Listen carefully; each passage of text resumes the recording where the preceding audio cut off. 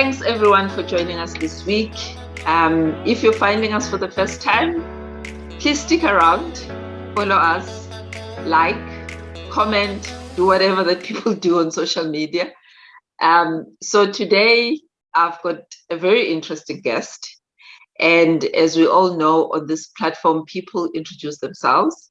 So I'm going to hand over to her, and then I'll tell you guys what we are going to be having a conversation about. Hi, Tracy. Hi, how are you today? I'm okay, thanks. And how are you? Doing great, doing great.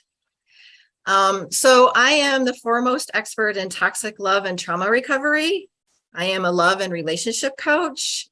I'm an author and a speaker, and I empower women who feel broken, desperate, and helpless in their intimate relationship to feel loved, inspired, and confident.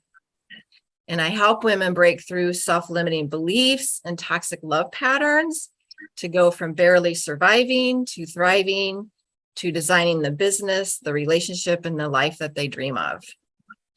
I co-authored the international best-selling book, Entangled No More, Women Who Broke Free from Toxic Relationships, Building Their Empires. I am a Success 125 Most Impactful Leader nominee and an executive contributor in the Brains magazine. I support women through private and group coaching with my Rise and Thrive programs to feel free to be themselves and enjoy life again with more connection, more fun, more intimacy, and more success. And when I'm not coaching, I love to travel, soak up the sun on a beach getaway, golfing, horseback riding, and just relishing time with my children, my grandchildren, and my great-granddaughter. So that's a little about me. That's amazing. So you can see that if I'm saying all this, it just doesn't come across as you owning who you are. It's powerful. Thank you. I've never had to introduce myself before, so that is definitely in that way. So that's really very interesting. No, for awesome. me, and I do it on purpose because I think when it comes from you, it's got authenticity. It's who you are. Yeah. You know? Then me just and that's why I do it. I think it's just great. It's who you are, and you show it up and you own it, and that for me is the most important part. Yeah. So Tracy, where are you based? I'm in Fort Wayne, Indiana, in the United States, and I've lived here pretty much my whole life. I've lived in Atlanta for a little while, but yeah, I've lived here most of my life. So yeah. Yeah, I'm loving the fact that I'm getting international people to get onto the podcast. Yeah. And I was saying earlier, you know, we're all human beings and we all just share. We all go through the same things. It doesn't matter where you are. Right. Oh yeah. It's so I have clients internationally, and yeah, they struggle with the same things that people here do, right? So it's everywhere. We're all interconnected by just the fact of our humanity, and that we all struggle with a lot of the same things. They might show up a little different, but we're still, we still need that help and support to know that we're normal, I guess is the word. Exactly. So yeah, so let's get into it, Tracy. So define for us what toxic relationships are. What do you mean? What is your definition? Right. Well, I've been thinking about that. And when people hear toxic or abusive relationships, they think of physical abuse most of the time. And many people don't know about verbal, emotional, psychological, financial, or sexual abuse. And by the way, they are just as debilitating as physical abuse, but there's no marks, right? So like there's no bruises, there's no holes in the wall. So, a lot of people think that when you're going through all the stuff where you're feeling crazy, that you're not being abused, unless they've been through it. Most people don't recognize it. And so to recognize if you're in a toxic relationship, you might feel like you're walking on eggshells to avoid his anger, or a silent treatment. You tiptoe around conversations so as not to upset your spouse. He might be loving one moment and yelling or raging at you the next. And I liken that to like Dr. Jekyll or Mr. Hyde. Yeah. Yeah. You might often be telling yourself it really isn't that bad, kind of making excuses or saying, oh, he had a bad day or he is under a lot of stress, just, kind of in denial of what's going on because it's so difficult, right? A lot of times something feels off, but you can't put your finger on it. Like, it seems like, especially at the beginning, something seems off, but like, it doesn't look like it from the outside looking in. So you're like, oh, I'm just imagining things, right? A lot of times you'll feel crazy, having circular conversations or crazy making conversations where like he's bringing up past offenses when you want to talk about a problem. Conversations are full of drama and chaos, like they're never resolved. Nothing ever. Like in a healthy relationship, you can talk about a problem and it's win-win, right? Like you solve it, you care about each other's needs and desires. And in a toxic relationship, it's very one-sided. Since I deal with women, I always say it can be a woman, right? But a lot of times it's all about his needs and his feelings and all of his stuff, but he's angry and really usually can't articulate that when he's upset. So it's coming through as raging and anger, maybe silent treatment, stuff like that. He'll deny he told you something when he just said it. He'll say, I never said that, so then you start to feel kind of crazy from stuff like that too. He can be controlling, maybe lying, cheating, bullying you for doing the things you want to do, maybe even without him, because he feels, you're not allowed to do things. He gets to do everything. You might feel suffocated and like so on. Like that's not an exhaustive list by any means, but it hits on a lot of the different things that go on. And mainly if you don't feel seen or heard in your relationship, then you should explore it to see if it's healthy or not. Yeah. Wow. Yeah. And I also want to mention that it doesn't mean that he's toxic or abusive 24 hours a day.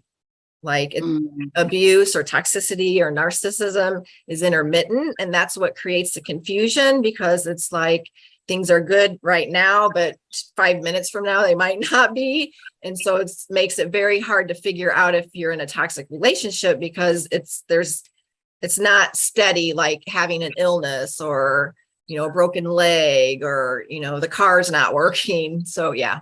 So that's kind of the definition of, what is a toxic relationship.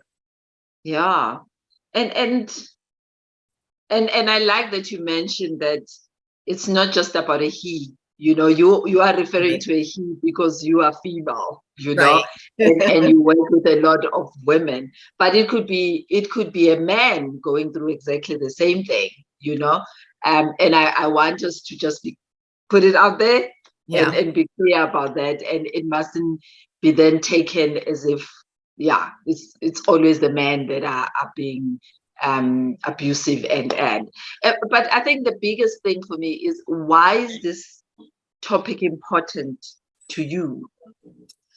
Well, it's really important to me for a couple reasons. One, I've experienced not one, not two, but 3 toxic relationships myself as an adult.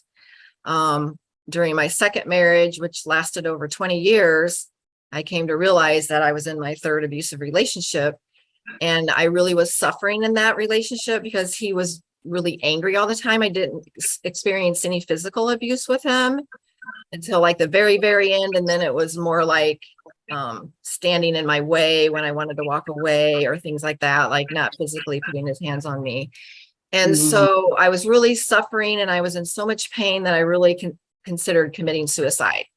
And I would lay in bed wondering, like, how can I do it so my kids don't know I killed myself, because I didn't want to hurt my children and my grandkids. And so while I was like contemplating how to end my life, I realized that I was headed in the wrong direction, and that I decided to find me and figure out how to be in a healthy relationship.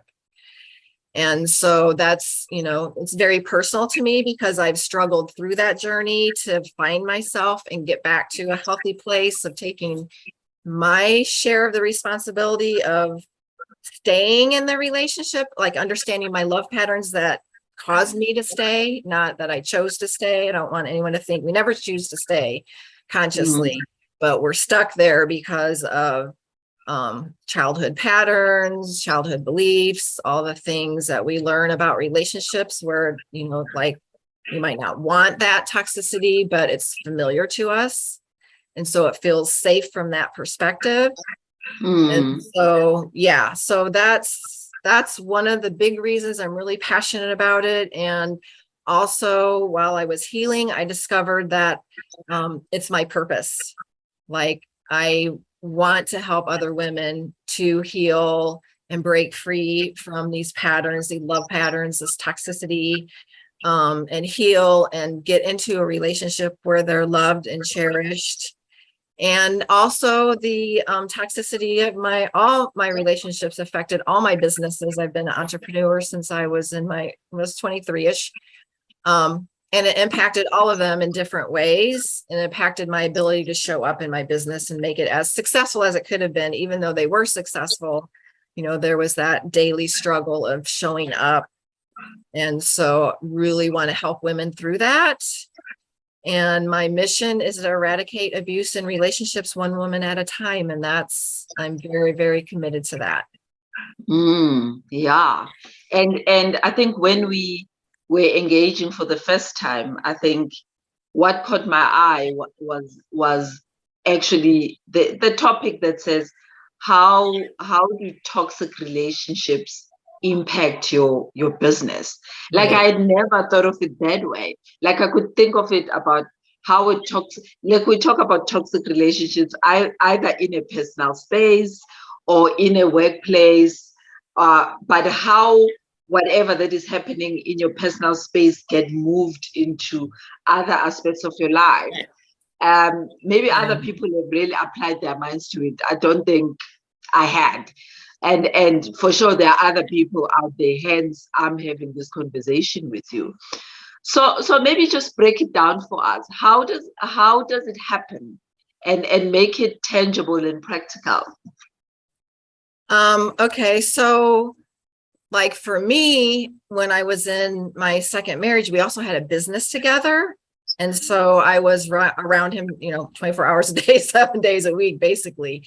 But I jumped through hoop after hoop trying to make him happy, but nothing ever was good enough. Like he was always angry with me at work. I didn't get this done at this particular time, even though there wasn't a deadline. You know what I'm saying? So there was always just this negative energy, and I'd call him to ask him a question because maybe he didn't give me the right information so I could do an invoice, and he'd blow up and explode at me. And, so then, I'm feeling bad and I'm not really focused on my work because now I'm all caught up in the ruminating and the pain of having this argument with this person that I love and the person that I think loves me. And so it really just zapped my energy. And so it would just really negatively impact business and my ability to show up 100%. And plus, just having a business together, but also like even if you're not working like with your spouse, how it shows up is you have low self-confidence, there's self-doubt, you're second guessing yourself. You don't trust yourself like you used to. You might be procrastinating on things. You can be unfocused, and not getting the things done you want to get done. Maybe you're working more hours to avoid going home and getting in an argument with your spouse, or working less hours because you're feeling depressed, so you don't have that motivation to go in. You're feeling stuck at home and in your business because everything that happens personally to us just translates right over to our business, right? And then we get easily distracted. We feel like we don't have enough time. You might feel like a failure, and then you start kind of playing small and your passion dwindles. And so it's like all those personal things are going on. And then in your business, it starts to affect your revenue, like that might slow down, or it doesn't take off. Projects aren't getting done. You're putting off making decisions, or you feel afraid to make decisions because you're afraid to make a mistake, because you're criticized so much at home. And you're not taking risks you normally would, because now you're kind of playing smaller, not wanting to be that vulnerable, because, you're in so much pain, personally, that it really affects how you perform in your business, or if you have a career. Your to-dos might pile up on your desk, never getting done. I know mine did, because I'd go through the stack and be like, oh, well, I don't have to do that anymore. But, it's only because I didn't take care of it. And it was never anything super important, but, I'm saying, like, things that aren't important, you just don't have the capacity to really focus on things, because you're so absorbed and so negatively impacted by this energy you're expelling just to survive through this relationship at home. Wow. Or maybe with family or people like that. And then, so then other ways it shows up is you might avoid having difficult conversations with your employees or your business partner. You're letting your boundaries be violated at work, or you don't have boundaries with your employees or your customers or your vendors. And so, it affects so many things, but we don't think about it because we're so used to performing like that, that we don't see the actual impact of it. Wow. Just listening to the stuff that you've just counted is like, oh my God, it literally impacts everything. And I don't think we think about that. You just, like, in my head, it's like you're in a difficult relationship, but for sure, when you get into work, you try and just want to focus and park all those things on the side and pick them up when you're going going home, if you get what I mean. Yeah. But that's not how we operate as people, right? No, not at all. And a lot of these things I just mentioned, they seem like mindset issues on the surface, but they're not. Because a lot of times we don't even realize we're in a toxic relationship. Like, I didn't for the longest time with my second husband. Like, I just thought he was angry all the time because I wasn't getting physically abused. But deep down, what's going on is you might have feelings that you're not good enough, you don't matter, you're unlovable, you don't deserve things, you feel helpless, hopeless, powerless. And all these feelings are mostly unconscious, and they come from our childhood. And those same feelings contribute greatly to you ending up in a toxic relationship. And then you carry those same feelings into your business because they've never been healed. And so they're kind of everywhere in your life. And, you can't compartmentalize, like, I'm being abused over here and I'm going to go to work and function at 100%. Like, you can't, no one can do that. That's not, because your energy is being just sucked out, and it impacts your business in so many sneaky ways that you don't even realize it. And like, kind of like the old saying, you take yourself everywhere, like moving to get a fresh start. But when you get there, you're still there. Yeah.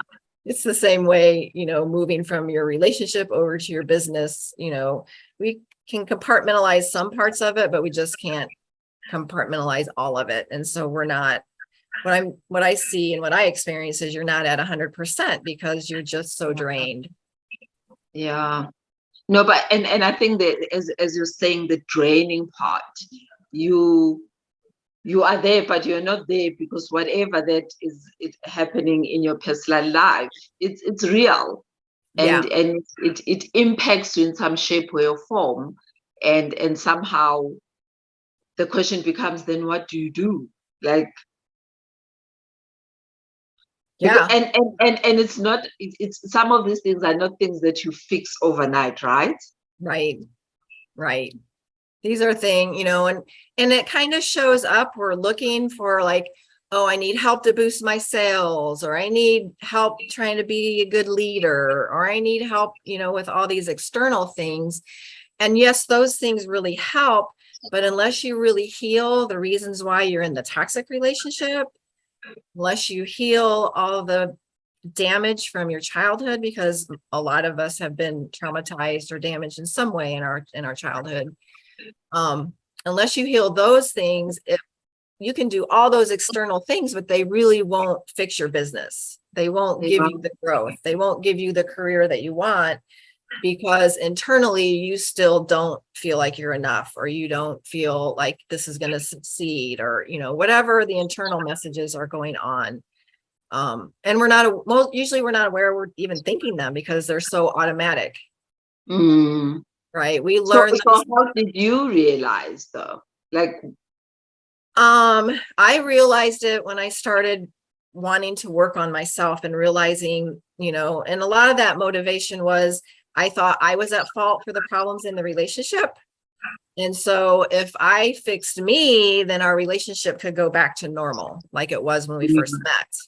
And so I started doing all this searching for answers outside of me to, you know, try this program and try that program. And, you know, when none of that was succeeding and our relationship was getting worse and worse, you know, and you get stuck in these relationships because you have these trauma bonds that you don't know about. You have cognitive dissonance that's going on that you don't know about. And these addictive cells in your body, we actually get addicted to toxicity or abuse without even knowing it. And so, yeah, so I had to keep searching and searching. And I did. I kept reading books, doing programs. I finally went to a 5-day inner bonding intensive. And that helped me to see that it's my programming that's causing me to continue to experience this, because I haven't been willing to leave. Right. wow. And really not setting those boundaries. You know, that's one of the big things we can do, is setting boundaries, because we think we set boundaries, but then we let people violate them all the time. Yeah. And that boundaries conversation, every person I'm speaking to, the boundaries conversation pops up. Yeah. In a different context, but yeah. they. Yeah. And that's, you know, one of the most important things is setting those boundaries, because then you're respecting yourself and you're teaching other people how to respect you. And that's like, really, we don't learn that in our childhood. You know, in my childhood, my mom overstepped my boundaries all the time because she was a control freak.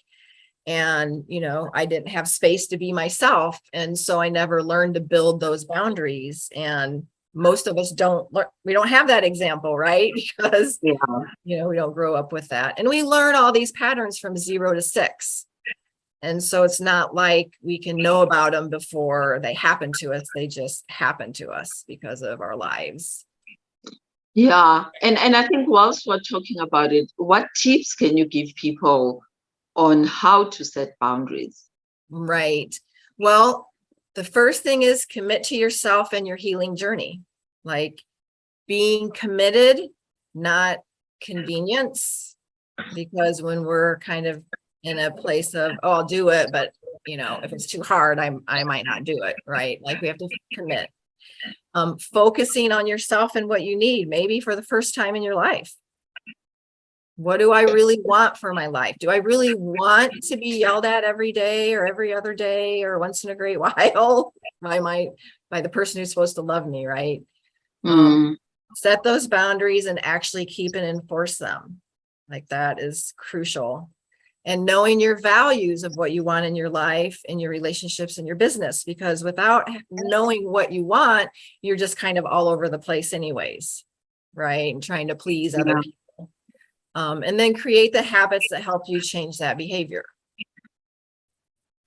And I know that's tough to set boundaries because the other person might get angry or ugly with you. And that could be your partner, your parent, a sibling, your partner, an employee. But that's a huge sign you need to set a boundary with that person, because if they're angry because you're saying this hurts me or bothers me and I don't want you to do this, then they don't love you and respect you, honestly. And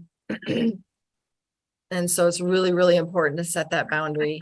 And we often say we're committing to ourselves or setting that boundary, and then we find ourselves afraid to follow through. And that's the fear of change, stepping outside of our comfort zone, taking risks. And so it's going to feel foreign and inconvenient to make these changes, like committing to yourself, focusing on yourself, setting boundaries, knowing your values, creating habits.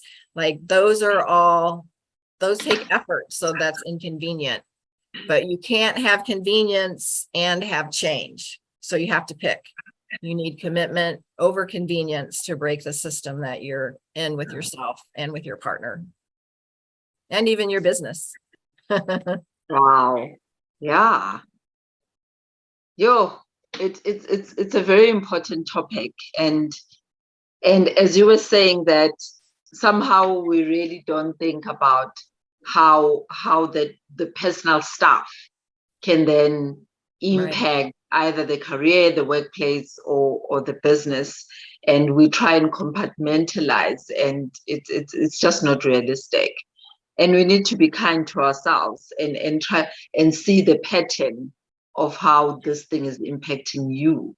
Because what you can find is that work or your business become you think it's your saving grace. You think that's where you can just focus and then either work too hard or because you're running away from dealing with what you're facing. Yes. So many times. Yeah. We immerse ourselves into something else. It can be our kids. It could be a hobby that we love. It could be work. We just, and I did that. I love my kids and I love my grandkids and I really wanted to spend a lot of time with them. But when I look back, I see that part of that was they were a buffer so that if they were around, my husband wasn't yelling at me. Do you know what I'm saying? And so it's like we find ways to cope, but we don't realize that we're actually doing that. And then, for me too, I was depressed. So I'd stay home in the mornings until 10 or 11, and then I'd go to work because I didn't want to be, I wanted to limit my time around him. And then I'd kind of work later, or I'd leave early just so I didn't have to be around him. So there was a lot of avoidance and denial that all this stuff was going on. So yeah, it's really easy to just jump into something else so that you're avoiding how you're feeling. And that's the problem. We're avoiding how we're feeling when we're in a toxic relationship. We're not being honest with ourselves that this feels pretty awful and that I can't change this other person. And I have to decide, do I want to keep being treated like this?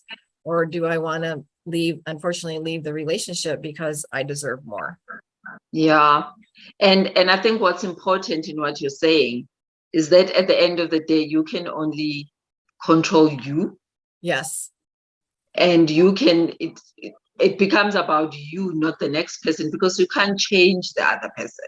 No, you can't make someone stop abusing you because that's in their character. Like and I think I even did that too. I just kept thinking, if I can just get him to change, right? That codependent part of you that wants to fix other people so you feel okay. So we want to fix other people. So we're so focused on fixing the other person that we don't realize how we're feeling and we don't pay attention to ourselves. And if someone's abusing you and you've already told them it doesn't feel good when you talk to me like that, like if you're calling me names or swearing at me or blaming me, and if you're telling them that and they don't change, now it's a choice.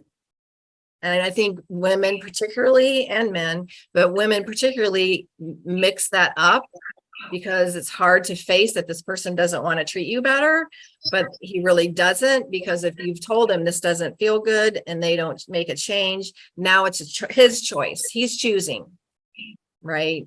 And so now we're trying to control him and get him to change, but it's really his choice. And we don't have control over another person. We only have control over ourselves. Yeah, no, that's very true. Very, very true. And there's nothing you can do about that. No. And how does this show up? Maybe I think the question is dealing with toxicity in the workplace. Yes. How can you help with that? Well, there's three things Three things I feel like you can do. Honestly, the first tip is to get out of the toxic relationship, because no matter how many changes you make at work, until you change yourself and stop tolerating or putting up with, and I don't mean you're consciously putting up with it, but you know what I'm saying, until you stop being part of that toxic relationship, you can't really be 100% at work. You can't be 100% in your business. So making that shift of, I'm not going to be in a toxic relationship or abusive relationship anymore, because that's not going to benefit us. So being willing to face the truth that the relationship with your spouse, your boss, your coworker, your boyfriend, your parent, your sibling, your friend isn't healthy, that you need to go no contact or limit your contact. And it's your responsibility for what you expose yourself to.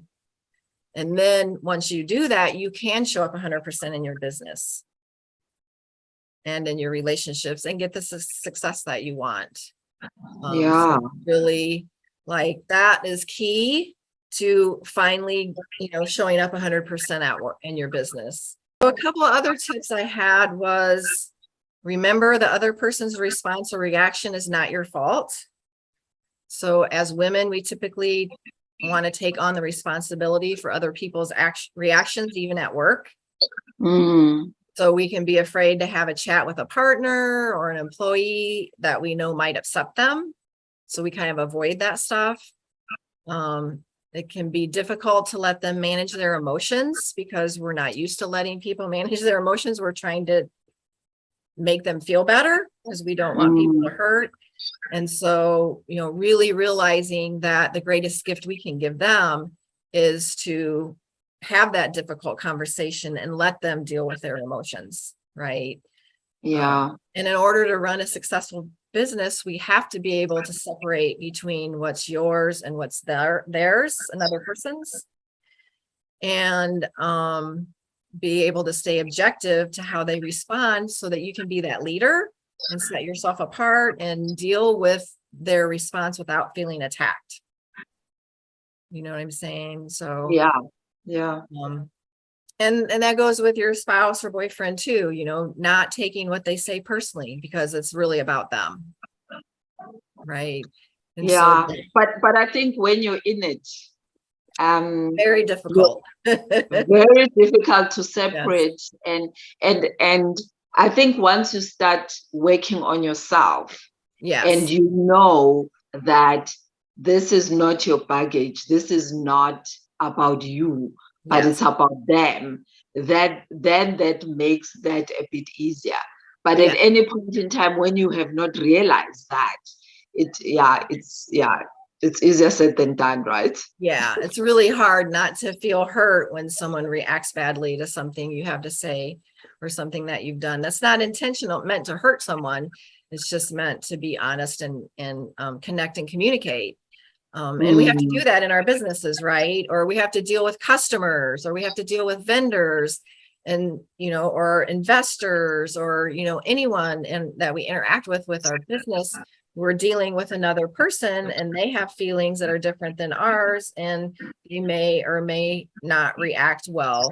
And so it's up to us to maintain that composure so that, you know, we're staying in control of ourselves and getting what we need out of that meeting or whatever is going on that we're interacting with this person about. So that's really important.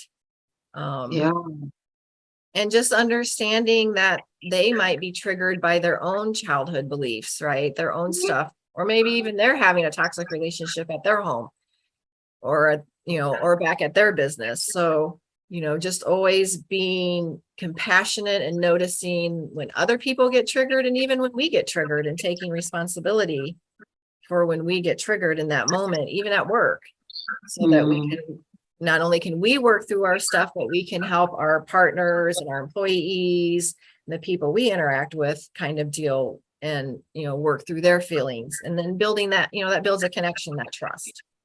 No, definitely. And like, I'm actually quite fascinated about the whole thing and how it just interweaves into everything. And and we don't even realize, and we don't even think about it, and sometimes we fool ourselves that we're in control, right? Because Yes. we want to show up strong, and we can't Yes. show vulnerability in the workplace or in the business, and we have this facade like we've got it all like Yes. to the T. But if we're being honest with ourselves, there are things that are just broken behind. There are Yes. things that are not happening according to the way that they're supposed to be happening, because we are not dealing with the source. Right. Yes. And, that's one of the premise is we have to heal our stuff in order to have any Mm. kind of relationship or have a successful business, because we're vibrating at that energy of maybe not feeling enough. And that goes out to everybody, right? And that affects our Mm. business, our employees, everyone we interact with. And so it's really, really important to, notice if you are having these underlying feelings, right? Notice what's going on with yourself, because I was that way from the outside looking in. My life looked perfect. I had a successful business. I had a beautiful home. We went on nice vacations. We had nice cars. Our kids were healthy. I had nice clothes. I had jewelry. Like, everybody thought my life was perfect. No one knew behind closed doors all the abuse I was going through every day, and that I was still going to work and showing up and pretending to be fine, but I wasn't fine. I didn't feel good about myself. I didn't feel good about my life. And I didn't really feel good about how I was showing up at work for my business, because I knew deep down I wasn't at 100%, but I didn't really know how to go about fixing it. Yeah. And what were the glaring impact on your business that you could see that this was not you were not doing this the way you wanted? Yeah, it was just like I wasn't getting everything done that I wanted to get done in a day's time. I would get like the most important things done, but other things would get on the back burner, and then they'd be on the back burner forever. I'd never get to them. And then that would create problems with, maybe something I wanted an employee to do, or Mm. something to do with, collecting money or getting bills out or paying things, right? And so it just really impacted the business, because I wasn't showing up 100%, and I also was with my ex-husband, and so he wasn't showing up at 100% either, right? Because all the turmoil between us. And it eventually affected the company, affected our sales, it really affected just everything about the company, because it was so toxic everywhere, right? You can't Wow. just be toxic at home. You're going to be toxic in your business too, because that's how you're used to living life. Yeah, I think, thank you for sharing that. And I think I think there are some aha moments that are going to come up, even if it's for one person, because I think I'm sitting here and going, okay, it makes sense to me, and I hope it will make sense to other people. So what are the three things that you'd like somebody to take out of this conversation? Um, that it's not your fault if you're struggling with this stuff. Like, this stuff started when you were really young. And if you're in a toxic relationship, it's not your fault that all this stuff's going on, because your partner will try to blame you. And if you're struggling at work or your business, it's not directly your fault. It's something within you that needs to be healed. So first off, it's not your fault. Secondly, take the time, spend the time to heal yourself, to reach out and find someone who can help you heal from a toxic relationship, from probably a dysfunctional or toxic childhood. And so really committing to yourself that you don't want to keep living the same pattern, because you do want your business to be successful. And you can only go so far until you heal all those little kind of demons that are going on that you're not aware of. So really commit to yourself, just like I said above, commitment, focusing on yourself, finding your values and breaking your habits. And then the third thing would be really setting those boundaries. That's the most important thing we can do for ourselves and others, is to set boundaries. So boundaries are an act of love for you and the other person, right? Yeah. And the same thing applies at work, setting boundaries around your work, your time, your space, when you're available, because I always kind of found myself like, they could come in my office whenever they wanted. Well, maybe I was in the middle of something and I wanted to finish it right. And so, learning, boundaries are probably the single most important thing we all need to improve on.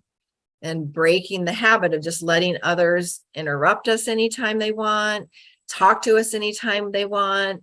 Like even with your spouse, you may not be available for him in that moment, but I always found myself just disregarding my needs and meeting his needs, right? So remembering just to set those boundaries and around who you spend your time with, who you spend your time even at work with. Are your vendors the kind of people you want to spend time with? Are they good people?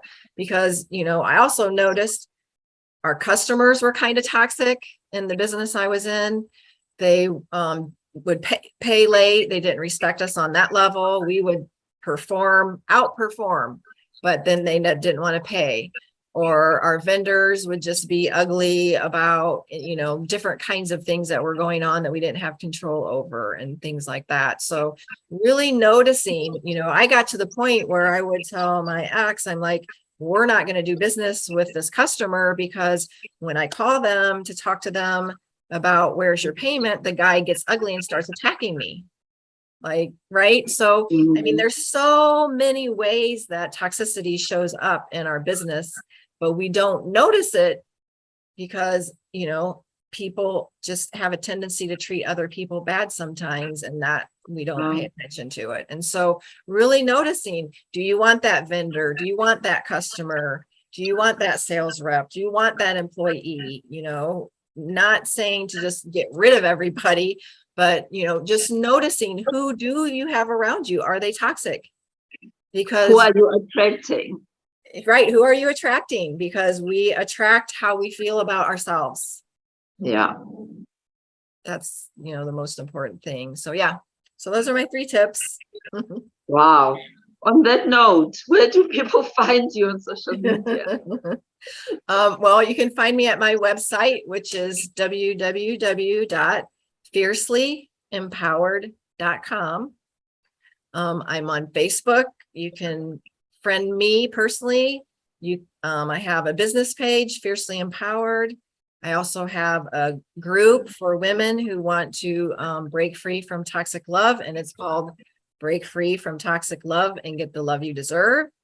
I'm on Instagram, which is Break Free from Toxic Love. And I'm on TikTok, which is Gaslighting, WTH.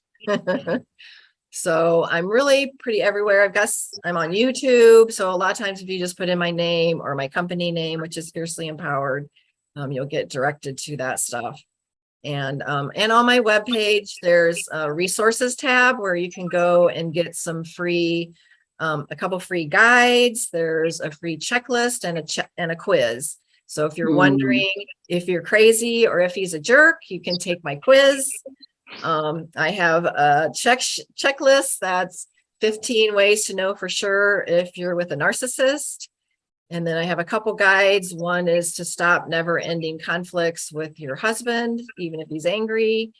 And the second one is 15 ways to go from barely surviving to thriving after, during, or with a toxic relationship. So all of those are free resources. And I also invite everyone, you can have a Heal Your Heart breakthrough session, which is a free session with me.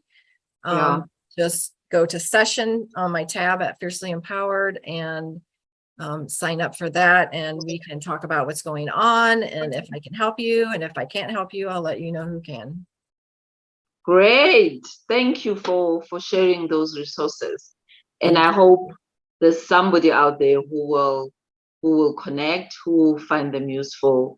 But I think for me, it's all just about the conversation. And I always say, if it can impact even one life, that for me is great. And yeah, for anybody that was listening to us or watching us, I hope you've taken something out of this conversation. Please share your comments, do all the things people do on social media, rate us, so that our podcast can also be shown and we can attract some new audiences. So we really thank you, Tracy. I really, really thank you for taking the time. And I think it's been a great conversation. Awesome. Thank you so much for having me and for having this podcast. And I agree with you. If just one woman walks away with an awareness that she needs to change something in her life so that she can make her business more successful, then I'm honored to have been able to help with that. Thank you so much. Thank you.